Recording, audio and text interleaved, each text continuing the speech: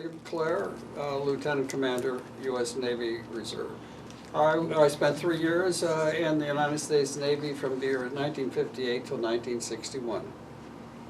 And at that time I was assigned to, I was an air intelligence officer, assigned to Attack Squadron 35 on the USS Saratoga, and then became the officer in charge of the Air Navigation Office at the Naval Air Station in Norfolk, Virginia. I had no idea when I was a senior in college at St. John Fisher College in Rochester, New York. And in my senior year, I was sitting in a class in philosophy, and I noticed that the fellow next to me was reading a pamphlet that looked fairly attractive. So during the lecture, I asked him, could I take a look at that?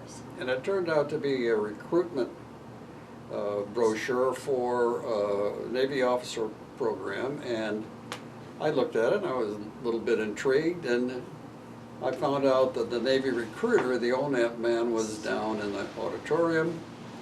I walked in and said, hey, what's all this about? And he said, would you like to be in the Navy? And I said, well, why not? I don't have really anything else to do. So I asked, what do you have to do? And he said, just fill out these papers, and which I did.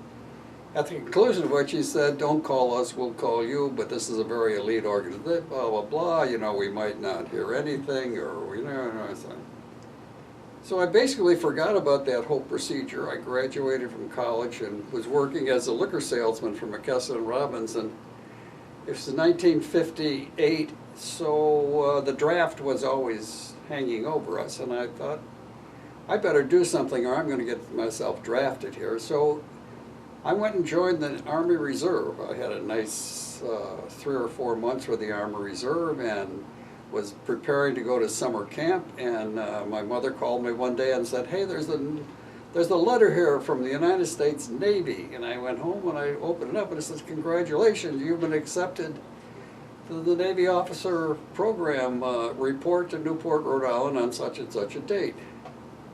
Well, I said to myself, this is going to be pretty tough because I'm in the Army and I just got recruited by the Navy, so how do I get myself out of this jam? So I went down and I talked to the Navy Reserve personnel officer and explained the situation, and he looked through his books and came up and he said, there's a provision here, something about you might be able to and blah, blah, blah, but you'll need the approval of the commanding officer of the Navy Reserve Unit. This was in Rochester, New York. So I said, well, I'll do that. I went to talk to the commanding officer, and he said, sounds good to me, I'll sign off on that.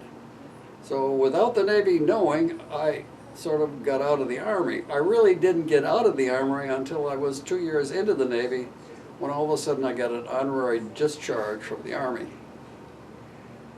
So I then had to wait many months before I could start officer training, which was at the OCS unit in Newport, Rhode Island.